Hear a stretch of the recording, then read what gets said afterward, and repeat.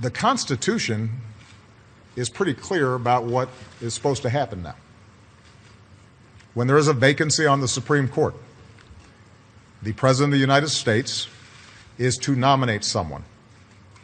The Senate is to consider that nomination, and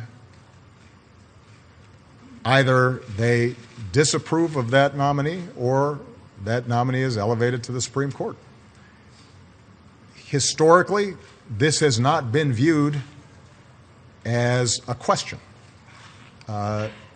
There's no unwritten law that says that it can only be done on off years. That's not in the constitutional text. I'm amused when I hear people who claim to be strict interpreters of the Constitution suddenly reading into it a whole series of provisions that are not there.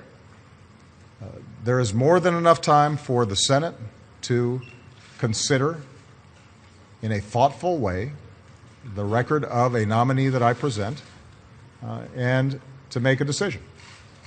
And with respect to our process, we're going to do the same thing that we did with respect to Justice Kagan's nomination and Justice Sotomayor's nomination. We're going to find somebody who is an outstanding legal mind, somebody who cares deeply about our democracy and cares about rule of law.